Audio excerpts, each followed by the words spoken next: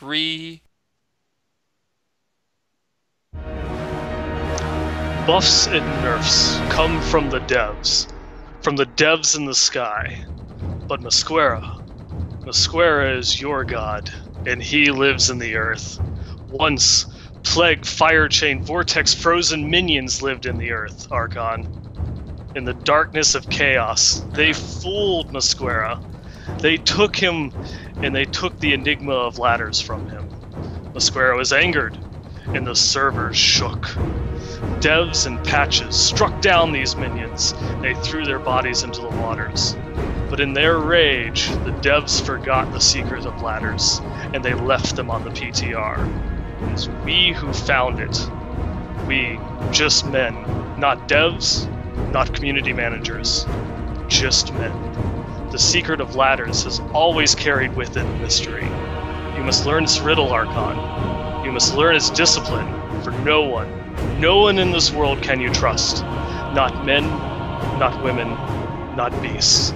But this podcast, Westmarch Workshop, that you can trust. Very nice. Very nice, Conan! There we go. Yeah! I didn't even tell him what it was going to be beforehand. Secrets of Steel. I knew that with nothing else other than a quick Google search. There you go. No, I can't take credit. Although I saw a little bit of Conan, I did have to Google that. And, yeah, bravo.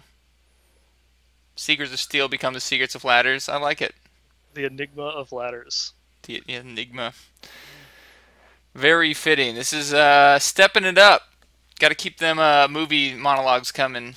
It's the theme of this month's episodes of Westmarch Workshop, I guess. Although last week was a different month. Forget that. Anyway. It's all the same thing. Months, weeks. Months are subjective. We don't subscribe to your Gregorian calendar theory. Yeah, we go by the Nephilim calendar here on Westmarch Workshop. You wouldn't know about it unless you were into the really deep lore, like we are, thanks to Nineball, our lore master. Yeah, we are currently in the month of Rathma. Yeah, see? Bet you didn't even know that was a month. Yeah, you just thought that was a person. Nope. All kinds of crazy stuff. But we'll get into that in another episode. In this episode, we're talking about the things that are going on now, such as Nineball's Week in Gaming. What have you been up to? My week in gaming. Unfortunately, real life has been kicking me in the ass, so I haven't had much of a chance for really any video gaming this past week. So I did play my Demon Hunter a little bit, and still want to get her to 70. I just, it's like I have 30 minutes here, an hour there, and just, slowly getting her up there. But other than that, I still always at least try to dedicate at least like a Saturday or a Sunday to wargaming, whether it is Warhammer 40K or Warhammer Fantasy, and that's actually going pretty well for me because I'm now my 40K league. We've been doing a summer escalation league where you slowly build up more points in your army, and I was in first place when I sent you the show notes, but someone else played some games today, and I am no longer in first place. The top, the top 4 people were all, we're all 5 points within each other. So it's easily just in 1 week you can be overtaken. So it's pretty close runnings there. But I'm impressed that my Tyranids are doing that well. Yeah, that sounds super awesome and super nerdy, but mostly awesome. Yeah. So you just play whenever you want to. And you get or lose points based on how well you did? Yeah, pretty much. It's we basically are using the soccer system. So it's 3 points for a win, 1 for a draw, 0 for a loss. And we also do it to where you can get 1 crushing victory per week. So if you absolutely destroy your opponent by either tabling them or getting double the number of victory points through whatever objective mission that you're playing, you get an additional 2 points for that. So you can get up to 5 points. You can get up to what would that be?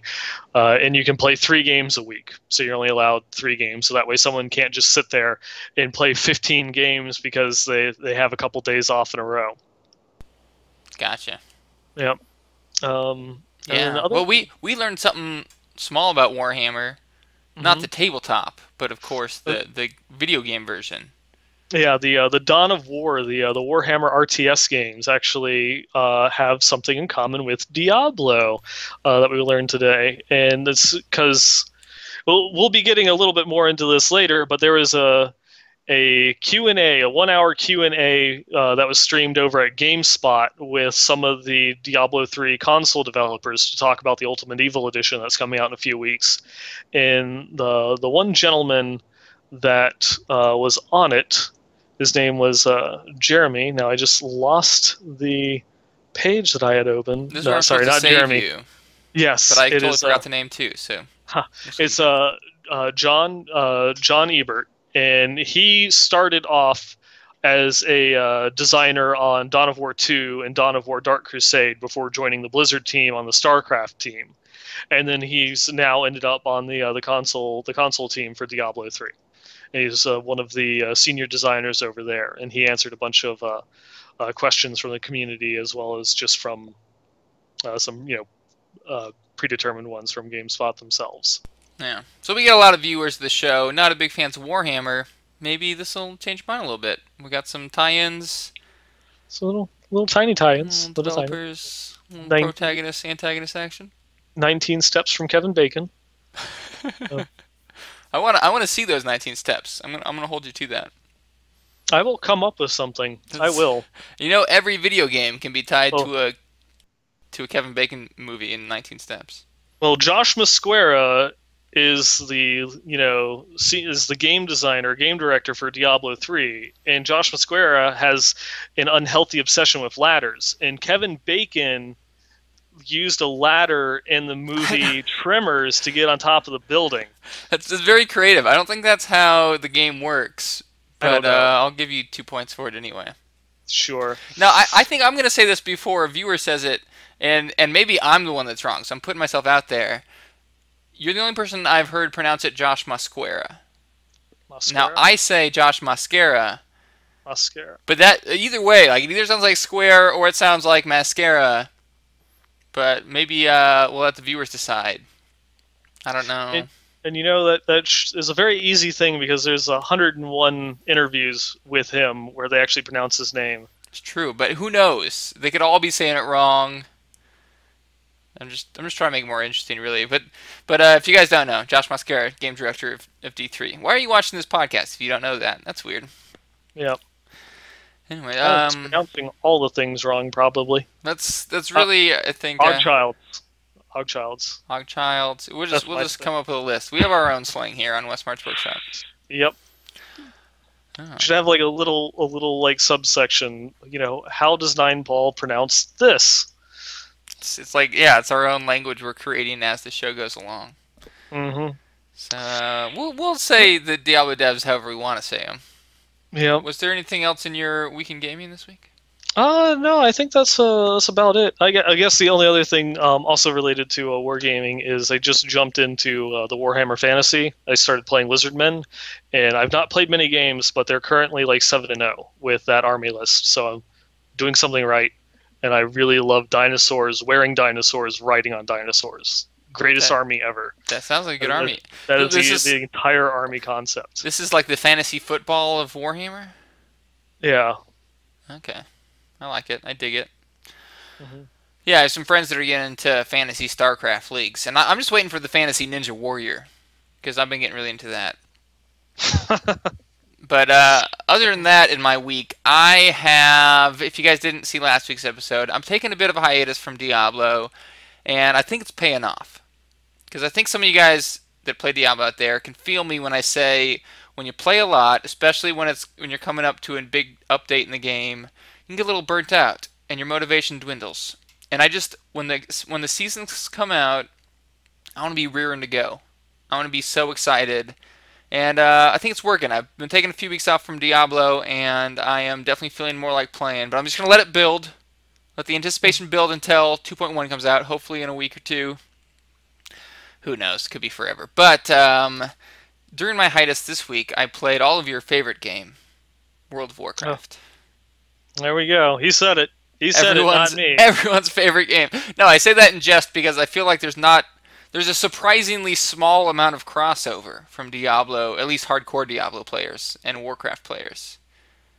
Like I think Blizzard players in general play a lot of different Blizzard games, but there's a clash there between Diablo and Warcraft players. Well, you have. I think it's because you do have kind of a. There is a general like Blizzard gamer mentality that no matter which one that you play, you try the others just because. So it's like if you're a World of Warcraft player, like I think I said this in a previous podcast, but I know people that bought StarCraft 2 and Heart of the Swarm just because it's a Blizzard game. They hate RTSs. They didn't even finish the campaigns, but they bought it just because Blizzard made it, and they play it for a day and then go back to World of Warcraft because they're a World of Warcraft player, but because they love Blizzard, they try all of their games. And I'm sure the opposite also exists, where you have hardcore Diablo and StarCraft players, which are kind of like, what's this other game? Try it out, not for me, and then they go back to what they actually enjoy. No, it makes sense. I did hear a statistic once that most people who played StarCraft only play the campaign, which is crazy to me because you pretty much haven't played StarCraft if you've only played the campaign in my eyes. It's sad. It really is. But I fully believe that because you look at it, and Heart of the Swarm sold, I think, like 2.5 or 3 million copies its first week or first month. But when you look online across all regions at any given point in time, even at its prime when it first came out, there was maybe only like 750,000 players on across all regions. So there's a lot of people that were just logging on, playing the campaign, and that's it. They're done. They had their fun. Yeah, there you go. Well, yeah, World of Warcraft and me have a long love history, and it's been too long. I want to get back in there. I've been on the fence about getting Warlords of Draenor, and it's been a lot of fun. It was cool seeing the new features and kind of like seeing some parallels.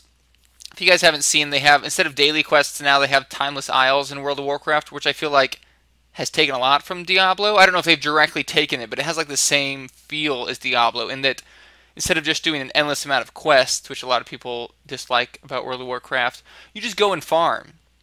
I mean, there's some direction there, but really you can just go to the island and just wander around killing things like you would in Diablo, and you get some pretty good gear. And the gear is somewhat randomized. Hmm. And so I thought it was a good example of taking some ideas of one game, whether or not they actually got them from there, and put them into a new game. And yeah, I was loving it. And a new feature they added that I think Diablo could use is this item upgrade system, which is like from just doing basic things in the game, you earn points, which are currently Valor points in WoW, that you can upgrade your gear with. And I think in Diablo right now, the casual players are complaining a lot about they can never get the set they want. They have this build in mind, but it takes so long to get this set.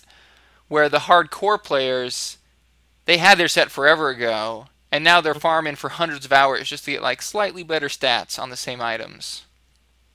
And maybe if they could get some of those ideas and make it so that players got the set they want more quickly, but then still got substantial upgrades as they played, hundreds and thousands of hours after that, then yeah, I think maybe there's something to gain from that. Oh, it could be, it could be. I mean, they don't have to take a direct copy of how World of Warcraft does it with the Valor system. They could do something to make it feel more Diablo-ish.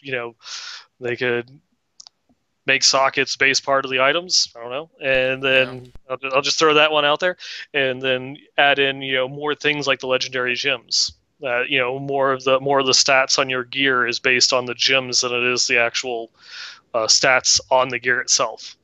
If that Yeah. makes sense. No, it totally makes sense. I think the biggest problem that Diablo has right now is finding that balance between casual and hardcore players. Where like you need the game to feel good for both the people who play it a couple hours a week and the people who play it hundreds of hours a month. And personally, I know a lot of people hate on World of Warcraft, but I think WoW has done a better job than any game I've played in making it fun for the casual players and fun for the hardcore players. Yeah, they do. There's a lot there. I think a lot of that also just comes from obviously money. It has a higher revenue stream, so they can devote more development time to it. Yeah. So they have that constant stream of cash flow and revenue coming in, so they can actually allocate the time necessary to create content for everybody. Or with Diablo, you have a much narrower income stream. Um, they have to pick and choose what it is that they can do and what it is that they're working on. That's true. No, a very fair point. I think maybe just some structural differences in the rate of progression Hmm. could make some changes. I mean, right now it's like the progression feels too slow at first, and then too quick. Yeah, and then you also have the other problem is they tried to, that was one of the things with Inferno and the original Diablo 3 was it this isn't meant for everybody, you know? Inferno wasn't meant for everyone in the beginning. This is just like your hardcore super elite way of going through and grinding and finding the best gear was Inferno, but obviously it's a game mode that's there. Everyone just assumes it's the next step in progression. It's something I need to go through and do, and then lo and behold, it's terrible and everyone hates it. You know how it was originally implemented. So you have to. That was definitely a very big learning experience for the Diablo 3 devs, and something that they have to always keep in mind that you can't make like a hardcore only mode for those people that grind hundreds of hours every week. It's like if you add something just for them, the majority of your player base is still going to try and do it and then complain that it's too hard. Yeah, I guess Blizzard's made a lot of use of difficulty modes in both Diablo and World of Warcraft in the past few years. And although I do feel like difficulty modes take out some of the integrity of the very challenging content, it seems like it's one of the only ways to make it so that there's content, content that they put a lot of time into that doesn't get wasted on either the casual or hardcore players because they can just play it at their own difficulty. But yeah, I think endgame has been the focus since the game came out. Something that games really didn't have to worry about that much when Diablo 2 came out, but now is kind of expected. I beat your game. Please give me another 1,000 to 2,000 hours of playtime now Yeah. for my $60. Yeah, it's also funny, like in terms of in-game, Diablo 3 is the one game now from Blizzard that doesn't have any type of daily reward. Yeah, it's a Yep. little scary, right? Yeah, World of Warcraft, obviously, they invented the daily quest. Um, Hearthstone and Heroes of the Storm both have a daily quest mechanic that rewards you for going through and doing, whether it's, in Hearthstone, winning a certain number of games with a particular class deck, or in Heroes of the Storm, you can play with a particular hero type or from a hero from a particular faction or, franchise. And then even in StarCraft 2, you're rewarded a bonus amount of experience for your first time playing each of the three races every day. Yeah. You know, and you have nothing in Diablo. I wonder if that's something that they're working on, or if it's an imbalance they even think needs to be addressed. If it isn't even an imbalance, is it something that you as a fan or a Diablo community member would like to see? Yeah, it's a good question. I'd like to hear what live chat thinks. Some kind of incentive for just playing a little bit each day. Mm-hmm. I You know, mean, you log on, you talk to Tyrael, and he's just like, I want you to complete, 6 sets of act bounties, or I want you to complete a greater rift, or I want you to kill 3 rift guardians, and you get extra like Herodric cash, or it opens a portal to the treasure realm, something along those lines. yeah. Yeah, I think I'm personally speaking for myself. That wouldn't do it for me. Personally, what I think Diablo needs is more short-term goals. I think ladders a good or seasons is a good start, but just more situations where you can just play for one session or play hardcore for 1 week and see some gains in it. Some new kinds of end game where we could just get on and play one session and feel good about it, or some more shorter challenges. But like right now, it's structured as a very long-term game where if you want to be a top player, you're playing a lot for months at a time, and maybe you'll get that awesome set you were dreaming of. But it just doesn't have the amount of endgame content that a lot of these big MMOs have right now to Mm-hmm. sustain that philosophy of a long-term game model. Yep. Well, then the obvious solution to that is make a Diablo MMO. There we go. Yeah, There we go. just Done. turn it Done. into an MMO. Yeah. Why And not? then Worked for World of Warcraft. it's gone in chat. I like one of the things that he points out is, that's one of the problems. Legendaries are the only thing that people care about. And that is a very good point, because it's like, what would you do to add in something into Diablo besides gear to give you some sense of progression? I think they're doing a really good job with the legendary gems coming out with this patch, and that's kind of like that should be one of the new standards that they're going forward. That you can go through and just do. Obviously, it will take time to farm up the Greater Rift keys to get in there, but you could just spend, single play session, 30 minutes, an hour, however long you want to, give to it to just do like a Greater Rift, maybe run a couple levels, and then call it quits, and have a chance at upgrading your gym and getting a little bit of progression for your character. Yeah. And I think that's kind of like best case scenario right now. Like they've gotten to the point where if you put some time into it, you're going to see some progression. But it's just not as satisfying. Like it'd be really easy to make the game feel great for the casual player. Make the sets drop a little bit more often, let you get your character tuned out after, 100 hours of play. You got the character you want, you can move on to another character. It'd be really easy to make the game feel good for the hardcore player, where it's all Mm-hmm. about endgame. It takes a long time to get that set, but once you finally get it, you're really ultimate. But it's just finding this balance where it's fun for the casual player and fun for the hardcore player, I think has been one of the biggest challenges for the dev team so far. I think that is probably one of the biggest challenges for any type of online game. That, well, I Yeah. mean, even many MMOs suffer from that because they have to try and compete with the amount of content in World of Warcraft, because it's a direct competition.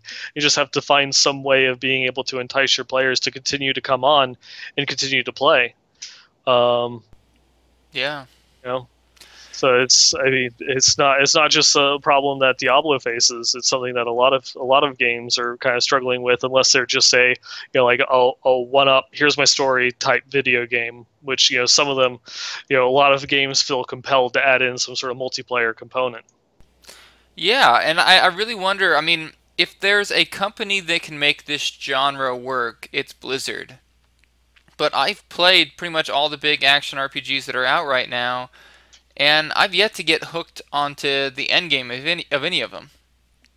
I mean, I think the one I've enjoyed the most is Van Helsing, The Adventures of Van Helsing, Incredible Adventures of Van Helsing. And it's just a one-time playthrough thing. You can keep playing through if you want to, but it's really designed as to just, play through, beat it, you're done. And I wonder if endgame and action RPGs are a good fit at all. I mean, you have games like Path of Exile that are really tuned to the hardcore players, and it works out for the people who want that kind of complexity, who aren't so concerned with skilled gameplay, more concerned with strategic decisions on how you build your character, who don't mind putting in hundreds of hours for small improvements. But as far as just an action RPG that will reach everyone, that'll have a sustainable amount of endgame content, I don't I don't know if we're gonna get it until we have some really major innovations in the genre. Yeah, it's hard to say. Is what you know I guess we are just kind of sitting here and waiting for what's the next big thing that they can do in action RPGs, or is it something that they have to move on to a slightly different genre in order to make any noticeable improvements? It's like, where do you draw the line between making action RPG more and turning it into a free to play MMO? Yeah. Yeah, I mean, I could say the direction I would like to see them take it is more casual, which I know a lot of people already are going to hate me for saying that. But make it easier to build your character and get into the game, and then just offer a wider variety of endgame modes that are short, simple, allow people to play with their friends and test their characters, but not as hardcore as the game currently is. Even though I think you could say it's casual as far as action RPGs go, but that's still just appealing to one demographic. So It's Hmm. there's no good solution that's going to satisfy everyone right now. Yeah. And on that note, sorry for being so negative. I just say just having to address kind of like the issues that the game is facing right now. Is kind of what we'll have to see. I mean, there's obviously going to be a little bit of another Reaper of Souls was a kind of like a little renaissance for the Diablo 3, and 2.1 is I think going to almost equal that with a lot of the content coming out with the seasons and such. We'll have to see what they have planned for 2.2. No, I totally agree. If there's one company that can make this genre really come to life, it's going to be Blizzard. And so, yeah, I'm optimistic. I know if there's someone that can come up with a good idea, it's going to be the devs that are working on the game, but yeah, definitely in a predicament right now. Hmm. Yeah, we'll have to see. Yeah. So, I mean, what is this? We're already like what 20, 30 minutes in. Yeah, I think we're Let's get to the compensating. news. Yes, we're compensating a little bit because the news was not that great this week, but we're gonna show you all the best parts of it, and that'll Yep. make it So, all the better.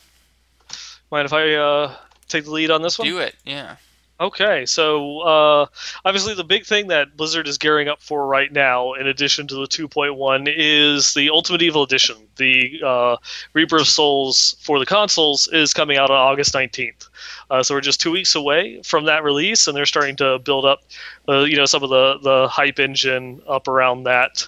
And one of the things that they did is just yesterday they started the character transfers. So now you can actually take your save file and transfer it to the next generation console. So if you played Diablo 3 on the PS3, they now have the system in place for you to upgrade your save file so you can play it if you upgrade it to a PS4 or even an Xbox One. You can change platforms with this one-time upgrade. Or I should say not one time, but one-way upgrade, and it's relatively easy. They put out the instructions on how you go about doing it. And it really is you just put the original Diablo 3 disc into your system, or start it up if you purchased it digitally. And it has a patch. You download the patch, and then you'll have a new option that will basically be export character. And then once you get your Ultimate Evil edition, whether digital or on the disc, you just start it up, and then you have the option import character. Hmm, Done. there It's you that go. easy. You just follow the instructions from there.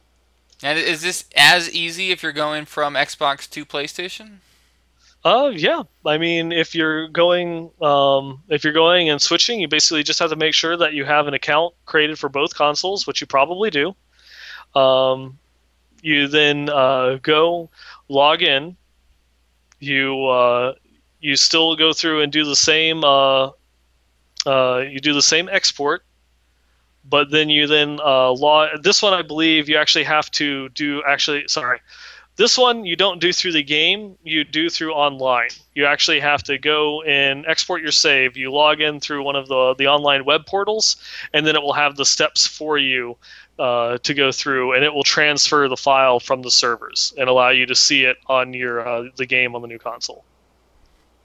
Yeah, sounds about as easy as it could be. Yeah.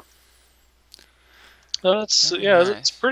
pretty simple. A lot of just follow the instructions. They do have it up on the main website, so you can go there find it. It's stickied up on the main site, so you can find all the instructions. If you're, we actually have gotten a lot of console questions, over the past few months. So we do have a bunch of people that are interested in the console version of the game. Yeah, if I was a console gamer, I would definitely play Diablo on console because I think it feels at least as good on the console as it does on the PC.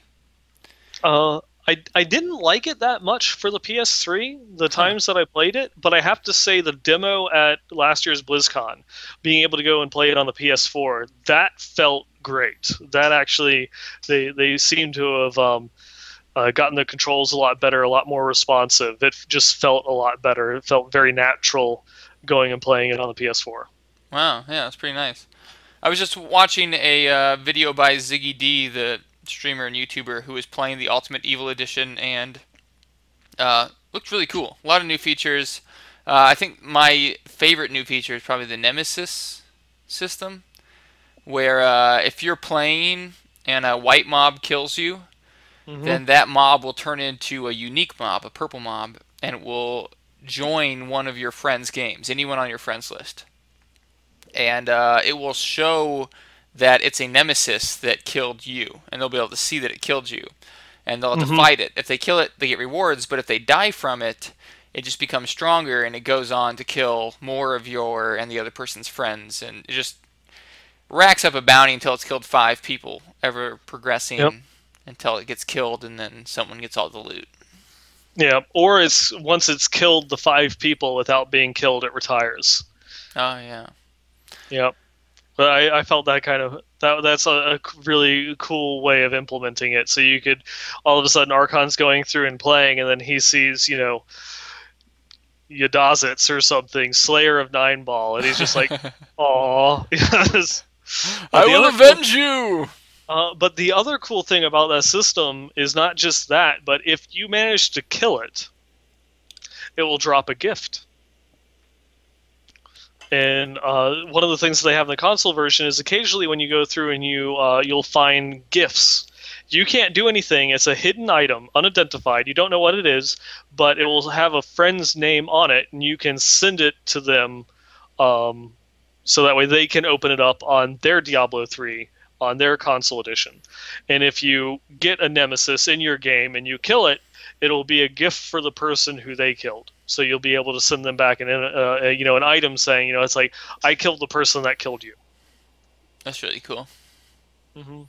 Yeah, I think a lot of people were skeptical when the console version was first announced because they were like, well, now all the devs are going to be focusing on the console instead of focusing on the PC. But it gives a really interesting opportunity to the devs to, try out one thing on a platform and see if it works, and then if so, incorporate it on the other platform.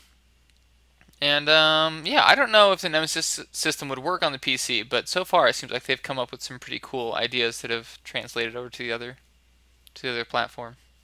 Yeah, I think that the biggest thing, what it would be, is just there's so many more PC players, and it's easier to max out your friends list on BattleNet because you have so many other games that you can connect through people. That's easy if you play World of Warcraft. It's instantly you have all your guilds and your guildies on your friends list to go through and play with other games. So you'd have too many. You'd show up in a game and you have 50 nemesis, in the first screen that you walk into, because there's so many people that have died. That's true. I mean, they can scale it down, but it does feel more like a console feature than a PC feature. Mm-hmm. Well, we got some new patch notes this week. Yep. Not any huge changes, but a lot of little tweaks, huh? Yeah. I mean, the biggest thing about this patch is that they implemented the new upgrade system for the legendary gems. So they halved the power of the individual levels, but then doubled the rate at which you gain them. A lot of this is stuff that we talked about in last week's episode, because last week's episode we talked about all the things they said that they were going to be coming in this patch. So, without giving you 2 of the same, episodes in a row, we can just go and hit some of the big things. Like the monks, they had the attack speed scaling on the majority of their generators, upgraded. They did some other little minor tweaks that some of the skills, they actually reduced the spirit generation a little bit to compensate for that increased spirit gains. They reduced the spirit generation per hit to compensate for the attack speed gains. So that way, you got a further increase to your spirit generation through the attack speed, but some of them, I guess, were just a little bit too good, so they toned it back. Yeah. And then, of course, they removed Mantra of Evasion. It's now Mantra of Salvation. Base's resistance increase, and it's a bunch of defensive bonuses. We've actually finally got to see what the runes are. You got increase your armor by 20%, increase resist by 40, dodge chance by 35. It's just or movement speed by 10. So it's a very defensive oriented mantra. Nice. And that Yep. kind of goes hand in hand with the changes to dodge as well for the monk. Yeah. Yep. And then they also did a slight redesign of Wave of Light. They got rid of the little damage that it did. You drop the bell and then it does like a little short burst in front of them. They got rid of that component. I guess and then they folded that damage into the rest of it. So that way now the actual dropping bell just does more. They reduced the animation delay by a little bit to make it faster. They upped the damage a little bit. So just small, like little tiny things. Yeah. I guess the Witch Doctor, for example, got the Gargantuan Humongoid rune changed, so the cleave arc now hits 180 instead of 120. Mm-hmm. That was it. That was all for the Witch Doctor. That was Yeah. Lots of changes. yeah. Lots Yeah, of changes. for the most part, just number changes. Mm-hmm. Yeah. Wizard got a few more buffs. Good patch for the Wizard. We talked about the meteor changes last week, but those went into play on the PTR. Just does a lot more damage. The rest of them we'd already heard about. There's a new rune on Arcane Torrent. Flame Ward has replaced Disruption, and Flame Ward makes it so that the longer you're casting Arcane Torrent, the less damage you take, and it's also now a fire rune. And Familiar got a few buffs. Arcanaut got its arcane power regeneration more than doubled from 2 to 4.5. And Sparkflint, it just had a bug fix with Firebird's Finery. And it also had a small buff, but I think we covered that last week as well. Yeah. And I mean, going on from there, for the Crusader, they did some fixes for Shield Bash. You know, they're just trying to make it more viable. So they upped the damage on one of the runes. They increased the speed of the animation, so it got an attack speed buff, and also the little charge. It got a significant speed increase. So they're trying to make the melee Crusaders even more viable. Barbarian didn't have really any philosophical changes. Everything still works the same way. It just got buffs, just small buffs across the board to Bash, Call the Ancient, Cleave, Frenzy, Weapon Throw. Yeah, I guess those were the big ones. Bloodthirst got a buff, but that's kind of in line with some of the buffs they've been doing to life on hit and life per resource spent. Yeah, since they nerfed the proc rate on those, life regenerating skills have kind of gotten a buff in the last few patches. Yeah, that is one thing I did forget in the beginning that they upped pretty much anything that gives life per resource spent got a rather significant buff this patch. They're further trying to increase the healing, or trying to compensate for the change to life on hit, so that way it doesn't have the scalar and proc based on the number of enemies that you hit. So they're still trying to find ways of upping your overall healing and giving you more options. I guess the one other kind of quality of life change is cooldown reduction now affects the speed that you get charges. So an ability like Dashing Strike, which can hold a maximum of 2 charges, it will recharge faster with the amount of cooldown reduction that you have. Yeah, weird that it took it this long, because that seems kind of common sense that it would also include charges. Yeah. Because that's one of those things that if you use skills that relied upon charges, you had no way of upping it. You actually got less powerful as you got more cooldown reduction. How so? Well, comparatively. Oh, yeah. Yeah, because your other skills you could use other skills with like cooldowns would get considerably more powerful because you could use them more often. Whereas with ones that were limited by charges instead of a cooldown, just sat there and remained the same. Yeah. And I guess for the Demon Hunter, not a lot, just some thematic changes. They're changing the name of some of the skills around, changing things, from like. I guess the only one is they slightly redesigned Evasive Fire. There's no longer a cooldown for the backflip, but the backflip itself is only 5 yards instead of 15 yards. And they also changed Two of the runes, Surge now increases the backflip distance back to 15 yards, and they removed Displace with Focus. That removes the backflip entirely and increases the hatred generation. It says buy 7. I haven't logged onto the PTR yet, unfortunately, to see whether that's supposed to be buy 7 or 2-7, because if it's buy 7, then that increases his hatred generation by 11, and is going to make it one of the best hatred generators in the game. Yeah, it's interesting. Yeah, it definitely says buy 7 in the patch notes. Yeah. Yeah, but it would not be the first time we had a typo. Yeah, and then I mean, there's a couple other like little things, but not anything that's terribly worth mentioning. Yeah. Yeah, definitely a smaller patch as far as PTR goes. Still no idea of when the patch might launch. Looks like at least a few weeks away. I think if we were a week away, we'd know by now. Yeah. But yeah, it's going to be a big patch. Definitely excited. It seems like it's the other half of the expansion that we've been waiting for. We got, again, it was a little light on the news this week, but we did get a few other things. And if we're okay moving forward, I'd like to show off this D1 mod. Sure. So if you guys haven't seen, a new game came out called, let me make sure I get the name right, Divinity. It's the game name, but I can't remember the subtitle exactly. Was it what is it? Original Sin? Yes, Divinity Original Sin is a action RPG that just came out on Steam. I think it's like $60, which is like the first full-priced action RPG I've seen in a while. But it looks pretty good. Like since Diablo 3. Yeah. So this company has the audacity to charge $60 for an action RPG, and maybe it's worth it. They also came out with a mod, a map editor or a mod generator, so people can make their own modifications to the game.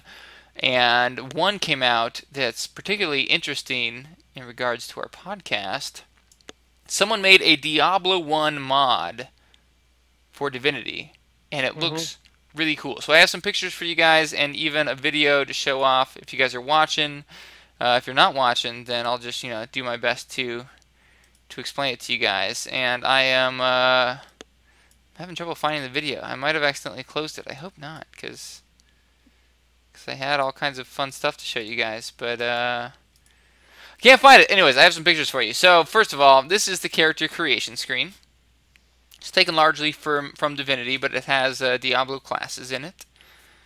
And it looks really good. It's nowhere close to completed, but it looks so fantastic. This is the start point from the game. You can see you have an action bar. Who knows if they're going to give you like a list of skills, if it's going to be more like Diablo 1 where you just have the one or two spells you're casting. But in this screenshot you have a full action bar, high resolution image of the start point there. Going on, we have a picture from Tristram. This is in-game. Looks really good. 3 pictures from Tristram here. Here's another one by the river. You got some fog over the water. It looks so good. And I don't know if he's going to build the entire game. It doesn't look like he has much done yet, but it would be so crazy.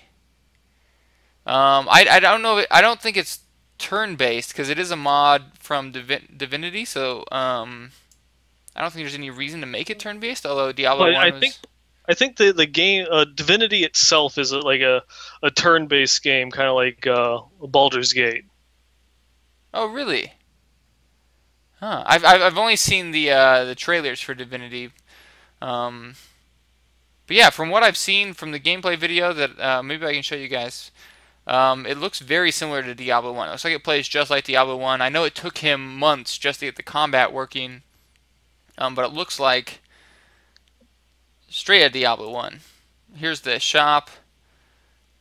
Let me see if I can... Yeah, I unfortunately, looks like I lost the video there. But, yeah, go check it out. I saw it on Diablo fans, but, looks really exciting. I think it's going to be a while before we see it, but it's really cool that a lot of these new games coming out, especially a lot of the independent games, are including mod editors so that people can make these really awesome mods. And if this person is dedicated enough to make the whole game, I I could see that being really popular, both for the mod editor and for the game itself. I mean, Yeah. I'd spend $60 to be able to go back and play Diablo 1 with high res graphics and some new animations. Yeah, that's one of those ones. People are always asking for. I want Diablo 2 with high definition graphics, or I want World of Warcraft with classic servers, so I could just play on patch 1.11 forever. You know. Yeah. No, yeah, I would totally re-roll on classic servers if they had them. Mhm. Yeah, It, a lot of it, these game creators don't even have to create any new content. Just redoing some old content will definitely get people interested. yeah, there's something else that you see in a lot of Cryptics games that they make. Mm. Star Trek Online, they have the Foundry, which is it's the sandbox editor where you can go through and create it. And you can access like every single player created content through the interface in the game. So you can like level your character solely through the player created content. Obviously, some people have gone through and have tried to exploit it, Yeah. and they had to make a lot of changes because there were some that were actually going through and finding a way. You didn't even have to load into a map. It was really just to complete this quest, go click on that console in the main city. So it'd be like you're in World of Warcraft. You just go and walk up and talk to the auctioneer, and you just do that. You get 3 of those quests that require you to talk to the same person, and then bam, daily completed. So Yeah. I or remember there's other. Neverwinter had a similar system with the Foundry where people could create maps, but That is exactly that's because it's cryptic. They're the same thing. oh yeah, there you go. They took the system that they created in Star Trek Online and imported that into Netherwinter. Yeah, and I remember right at the start, people were making whatever dungeon they could that would be the most efficient for farming treasure, and then they had to go in and Mm-hmm. make guidelines about how much treasure certain instances can reward. And unfortunately, at the end, they just didn't seem worth doing. Although it's been a while since I played Neverwinter, it does seem hard to balance that. Mm-hmm. Which, if I could get on like a mini tangent, sorry, I didn't mean to cut you off there. I saw a game on Steam called Fight the Dragon or something like Uh-huh. that. Purely player-made content. You just get into the game, you look through the content, you choose a mission, and you go through it.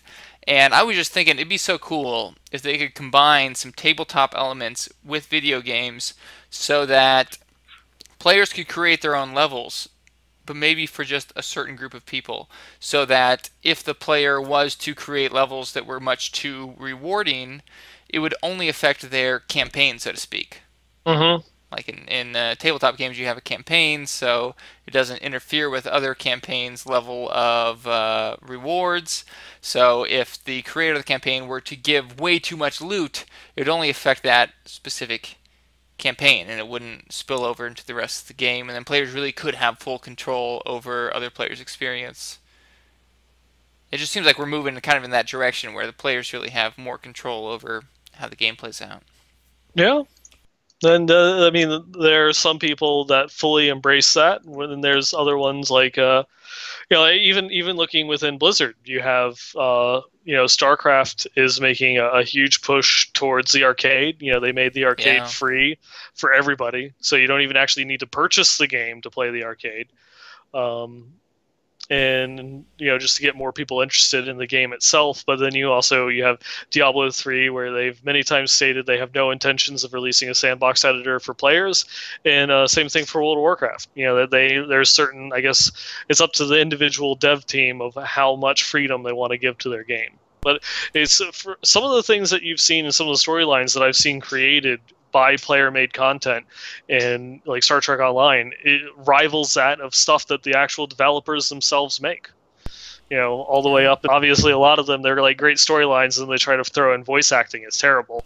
But there's tons and tons of really motivated individuals out there that make great content. In these like foundries and sandboxes, which it would be awesome to see what they can do.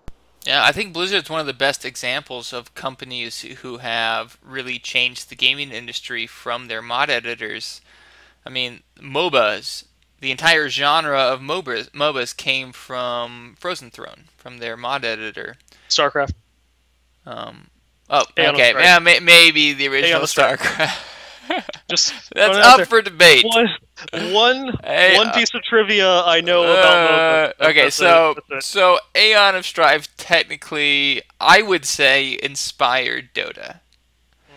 But yeah, you could argue that it started with Aeon of Strife. Anyway, their mod editor, regardless of what game it started from, created MOBAs and it created tower defense, two of the biggest genres in gaming right now. And in my opinion, Blizzard was just too slow to act. Hmm. They let Dota and League of Legends take off. They tried to sue Dota, I guess successfully sued Dota so that they couldn't use the name Defense of the Ancients. And it seems like this recent support of the StarCraft arcade is just a hindsight perspective of how powerful player-based mods can be.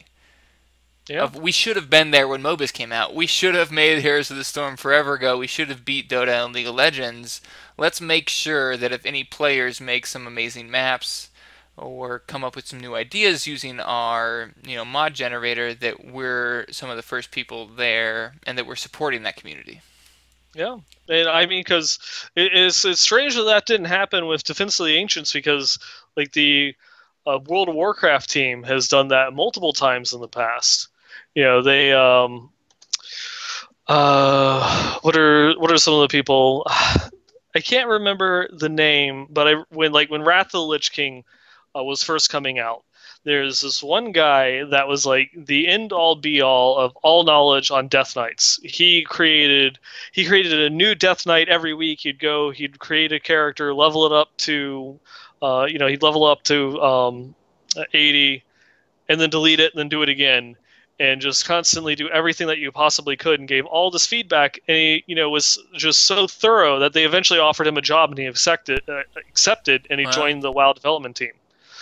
Same thing with going back to the beta, you have Indalmar. I've got a horrible name pronunciation. Ogchild. Um, was a very dedicated, warrior tester, and eventually he joined the Diablo team, or the World of Warcraft team. He's now on the Diablo team.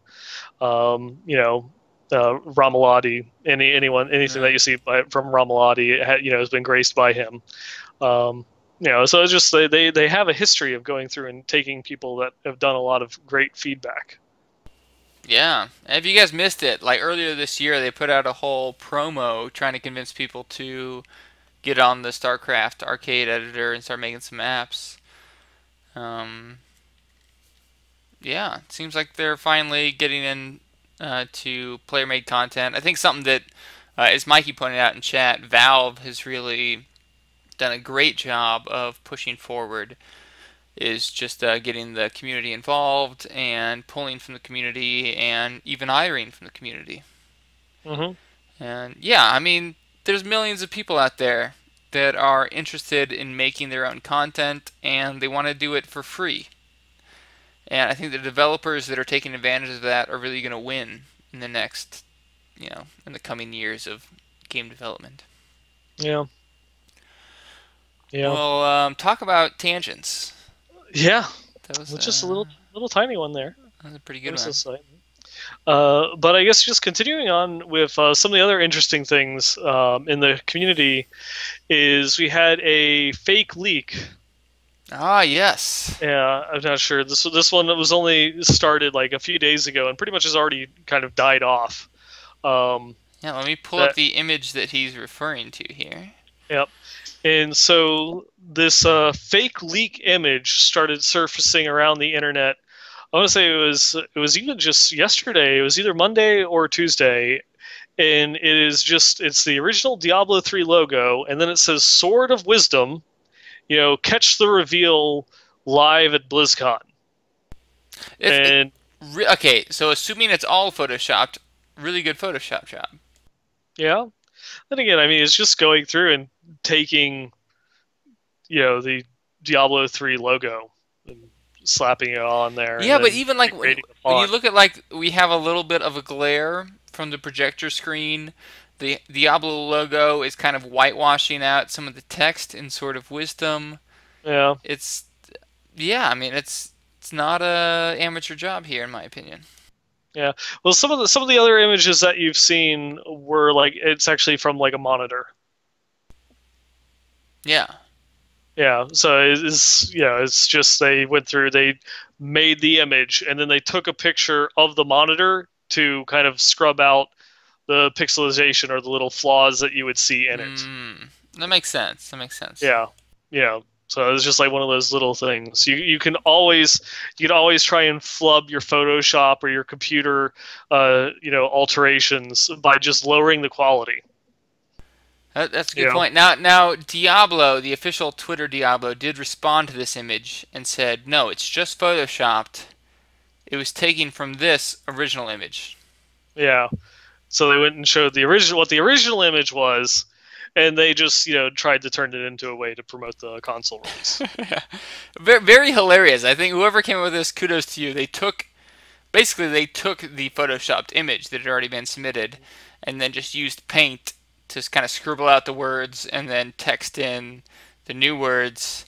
I as funny as the community managers try to be, I think this was a successful attempt because Uh, I just love thinking of the community manager who spent a few hours of the day on paint scribbling out the words and making this new image. But kudos, it's pretty hilarious.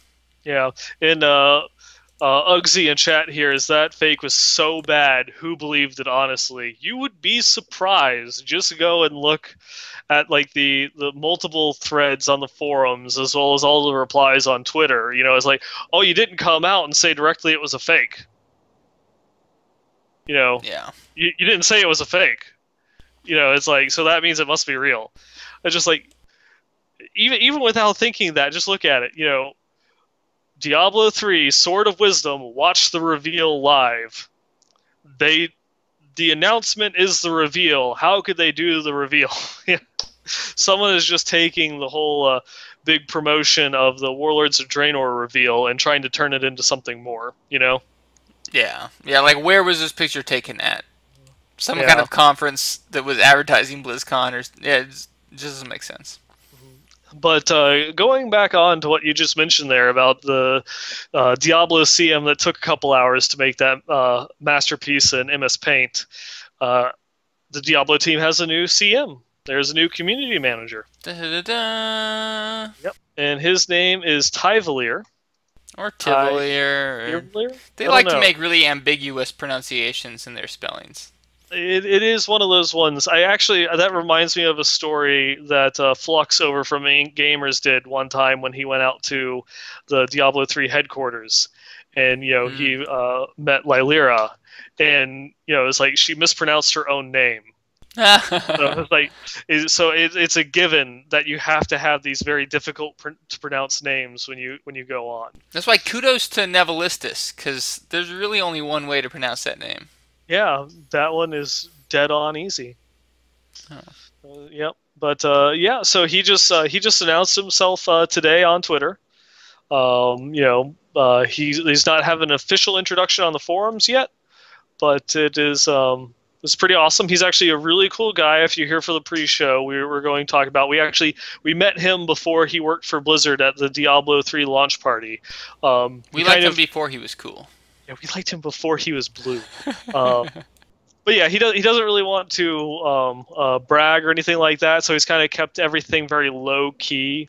But you probably have seen him before somewhere in the community. He used to write some articles for a website, not BlizzPro. Tell you that. Yeah. But yeah, he's a really, really cool guy. I'm really looking forward. We're actually going to be seeing a lot of him because he's going to be in charge of a lot of the community and social media interaction. So you're going to be seeing him on Twitter, either through his own account or through the Diablo Twitter account, and on Facebook and such. So we'll be seeing some more of him. Indeed. Yep. Good job. And again, congratulations, Blake. So happy for you. Kudos. All right. Well, we had a little bit of feedback and items of the week this week. Yeah.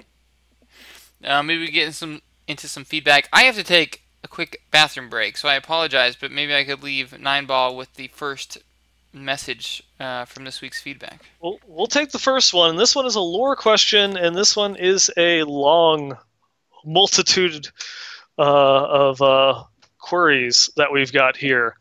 So going into it, this one is from Alienationer, and he has a couple of questions about Diablo lore, specifically targeted at soul stones and like the special properties that they have. And his question basically goes through and starts that he wants to try and handle or have some insights into some of the inconsistencies through the series.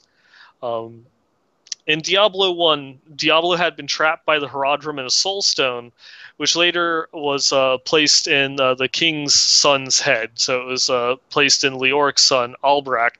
It was placed in his forehead so that way they could bring Diablo back to the mortal realm. His first question is, what happens to the demon body when their soul is trapped in the soul stone? And for that one, what it is that was actually talked about a little bit. There's some of that in the Book of Cain, some of the Book of Tyrael. They also talk about that in great detail in the lore books in Diablo 1, some of the little side notes that you can get when you read the tomes that are in that game. And they actually, the way that they got the demons into the soul stones is they actually had to hunt them down while they were banished on Sanctuary and kill them. And after they killed them, their soul escaped their kind of mortal form, and they went and trapped it inside the soul stone. And so that's basically what happened, is they actually had to be killed before they could trap them inside the stone itself.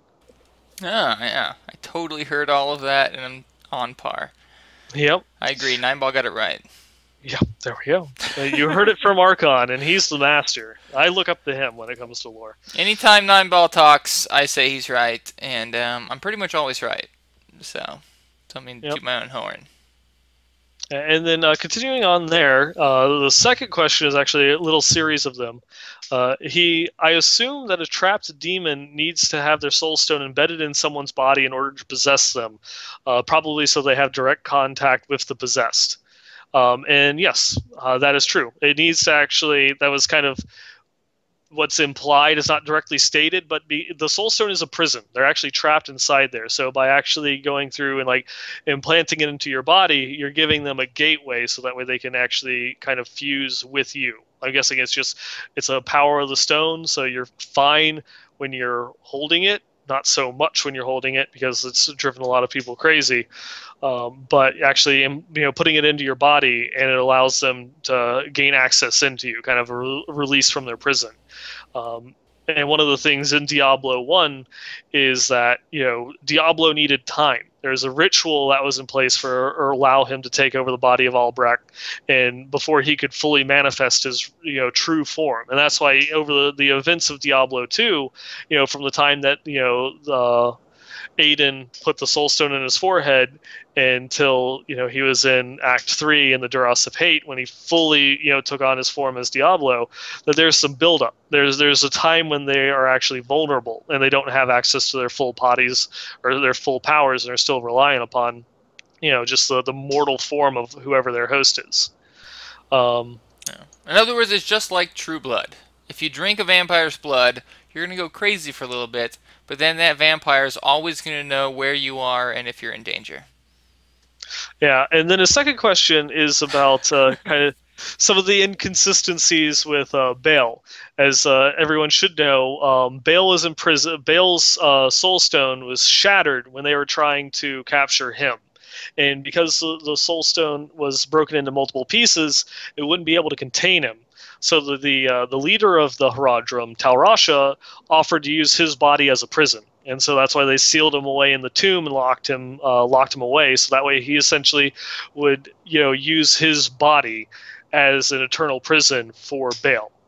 And he's just asking, well, when you pulled the soul stone out of Talrasha, why didn't he disintegrate immediately? Why is it that if he's trapped inside the stone, why is it that when the stone was removed, Talrasha didn't die and Baal went back into the stone? Well, it's basically, it's not really stated, why it is that way, but I would just assume that it's because the stone was damaged. Whatever spells they used to turn Talrash's body into the completion of the prison, that he was equally inhabiting the soul stone in Talrash's body. So just removing the stone broke the spells and allowed him full control. Very Um, nice. yep. And then on the final question he has, what happens when a soul stone is destroyed?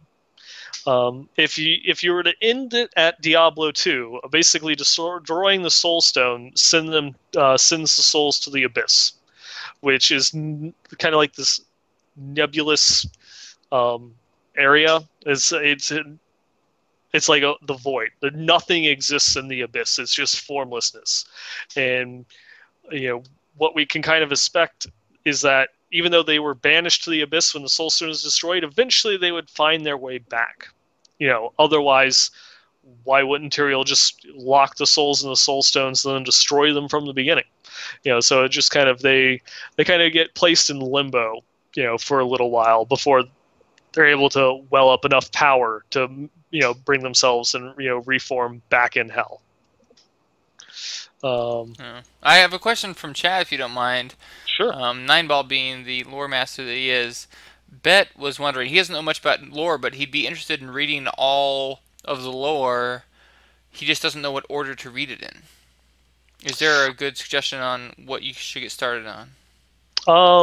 Well, I'm going to go through, and what Uggsy followed up is definitely the Sin War trilogy.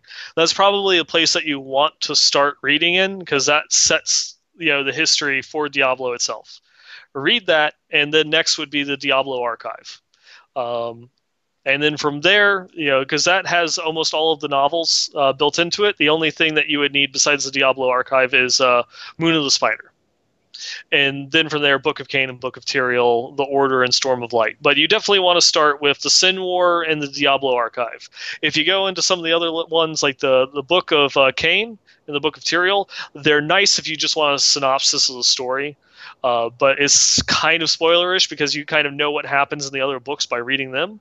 So I just, if you don't care, just go straight into that.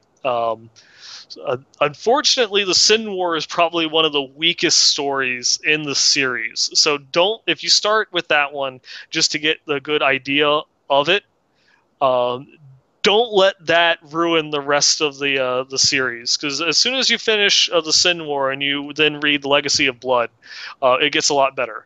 And then eventually you'll get to the Kingdom of Shadow, the Moon of the Spider, which are some of the best books in the series. And then by far, the Order and Storm of Light are kind of like the crowning achievement in the Diablo novels. Those are really good. I would highly recommend them. And then the Book of Cain, Book of Tyrael, they're not really story, but they're just kind of like an encyclopedia of the lore, quick overview of everything that happens. That will kind of give you an insight into a lot of the things that aren't in the books, and just kind of like the little tiny things. Like, do you want to know who Pentel's skin was? It says it in the Book of Tyrael. I mean, they have something in the Book of Tyrael. It's it was like one of those really awesome things. But, Sounds super awesome. Yep. I'm just not patient enough. Yeah, Alienators had one other question, and that was why Bale hunted down Marius, and that was because Bale needed the Soul Stone.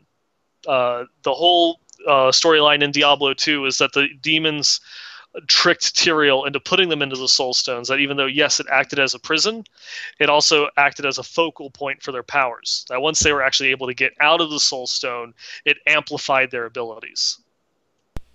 Very nice. Yep. Well, so that whole 15 minutes was in one response to one email. So. There you go. Sorry. It's always worth it when you can get Nineball talking about lore, because I will go on forever. There you go. Well, we had an email from Johan, or Jahan. He says he loves the show and feels like Diablo's been lacking a bit of endgame content, and he wanted to bring up the idea of holiday events. World of Warcraft is a great example of a game that has holiday events. You log in different times of the year. You might have a Christmas event or an Oktoberfest event, and maybe that could be something that would bring things to life again in Diablo 3. That you'd log on different times of the year and you'd have new events, new content you could go through, or at least quests that wouldn't take a lot of development time. And Jahan, of course, you're not one of the first to bring this up. This has been an ongoing conversation, but personally, I just see this as one of dozens of ideas as to how developers could add new content that would shake stuff up a bit.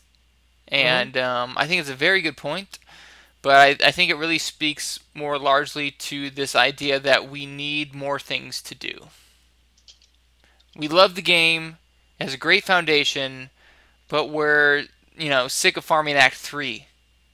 Mm-hmm. To speak. That was the original place to farm, and since then it's changed a few times. Now it's Nephilim Rifts, but regardless of what it's changed to, it's always been you farm this, and that's how you play the game if you want to be efficient. And I think you're hitting on something really big here. The Diablo players are really begging for something new to do in the game that is still efficient and worth farming.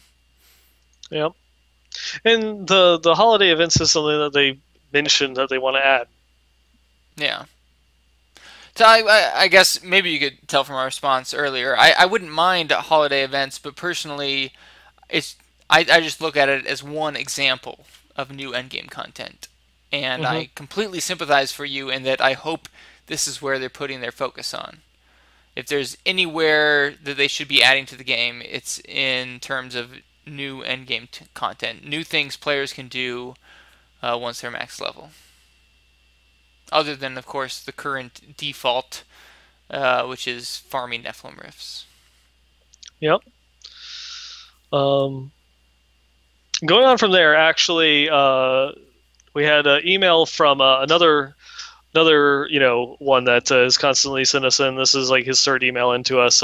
Jesper, I answered your question in response to one of the people in chat. So he actually specifically asked what books should he read? Oh In what yeah, order should he? Because he wants to get it. He's interested in the lore. We had a bunch of lore questions this week.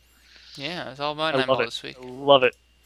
Well, we got some more images this week, in terms of items of the week, and let's just take it back a little retro here with Nick's Diablo 2 item.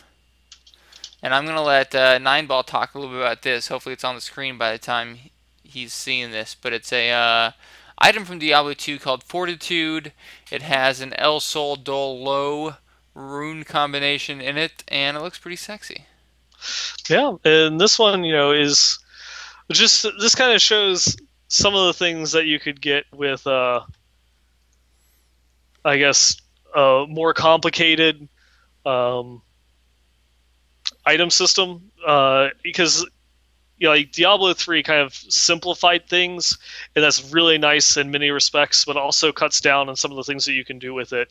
Because in this one, you have like replenish health, max plus maximum lightning resist. 12% damage taken goes to mana. You have it has like just enhanced damage as well as enhanced defense on chest piece. So you thought that Cinder Coat is great because it gives you plus elemental damage on your chest. This is one that actually just gave you like flat out plus 300% weapon damage on your chest. So imagine you could go through and you could get something that rolled plus 20% weapon damage on a different piece of gear, like a shield or a helm that rolled weapon damage. That's what this type of item did.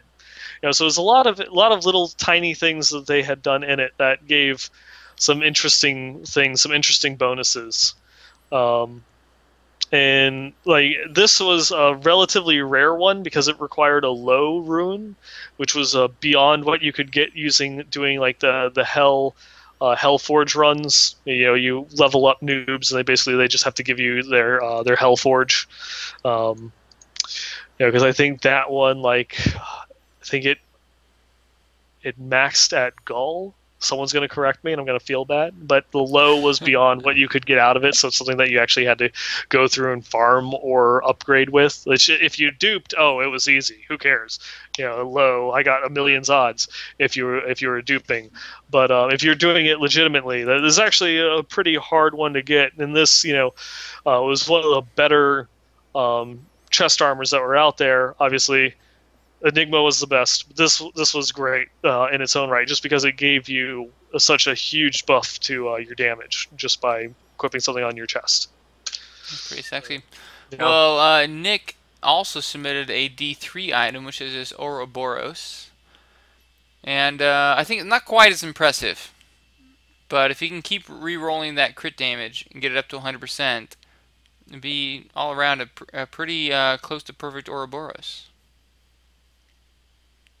Got a 20 arcane damage, 9 crit chance, and just still trying to re-roll that crit damage on there. And next up we got a Nat Slayer from Bruno. Nat Slayer is one of the more popular item submissions on the stream.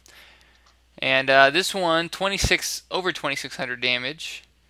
Has a socket on there, of course. Not a bad submission. And it being on hardcore makes it a little bit more impressive. Very nice.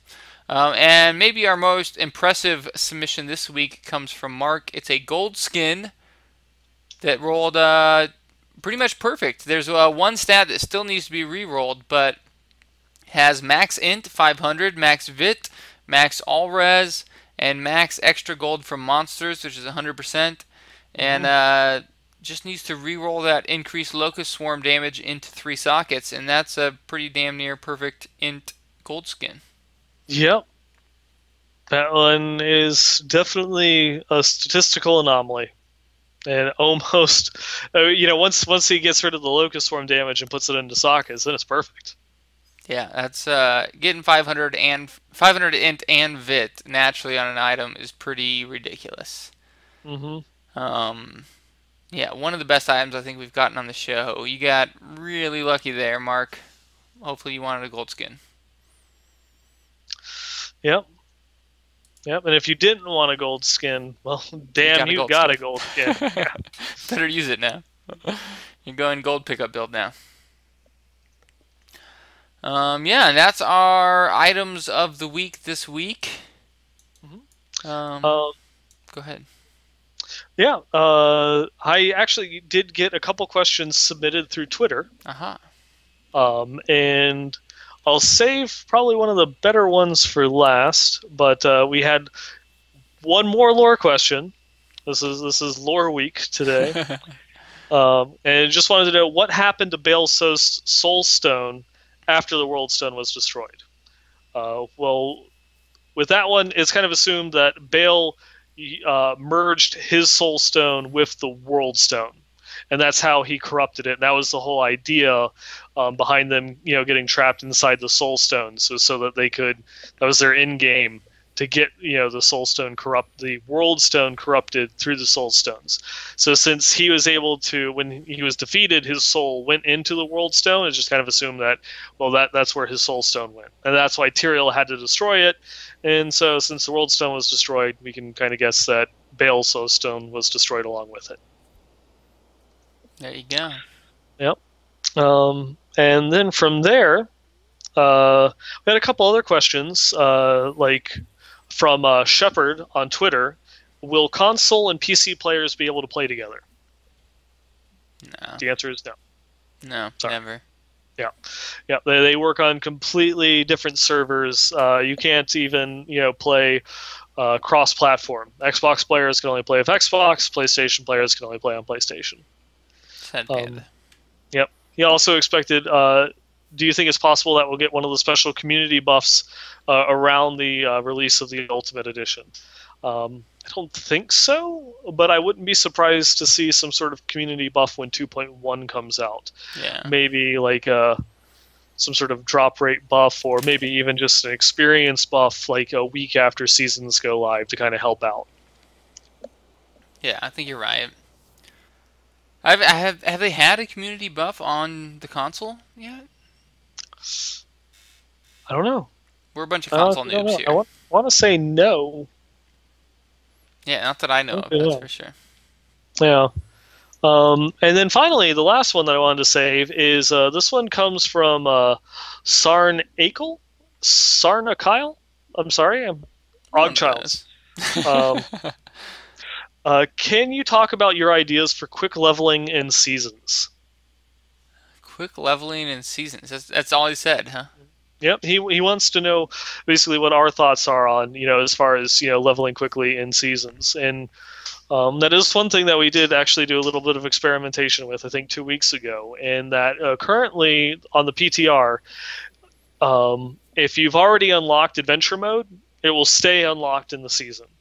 That's probably one of the best things to go through, in order to quickly level. If you're going to be one of those ones that's just, I am going to hardcore go at it from the very beginning, adventure mode is probably one of your better ways of doing it in order to go and level up quickly. I might play through the story mode up to Malthael at least once to get a little bit of gear, and the experience gains aren't that bad when just playing through normal in the story.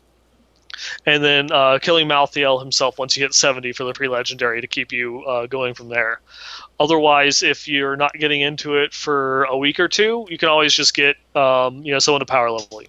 Because even a badly geared level 70 person is going to be able to power level you to at least 30 or 40 through Torment 6 within a few minutes. Yeah. And either way, if you can get a group that's, as good as you or close, it's going to be an advantage over playing solo. Find some friends. That is probably one of the best things to do. They've done a lot of changes, over the past couple of patches, increasing the radius that you gain experience in multiplayer. So you get a 40% buff, or sorry, a 30% buff when you play with 4 other people, and it's multiplicative with any other bonuses that you have. So if you have a gem and a hellfire ring, you get the 40% or the 30. I keep saying 40. You get the 30% experience buff, and then an additional 30% bonus off of those items that you have with it. Yeah. There you go. Mm-hmm. 9-ball master of information, not just lore. Not always right, but I will pretend to have the answer. There you go. If we don't have the answer, we'll make one up. Definitely. That's what you get on Westmarch Workshop. Mm-hmm. Well, I think that was about it. Is there anything else we need to cover before wrapping up the show?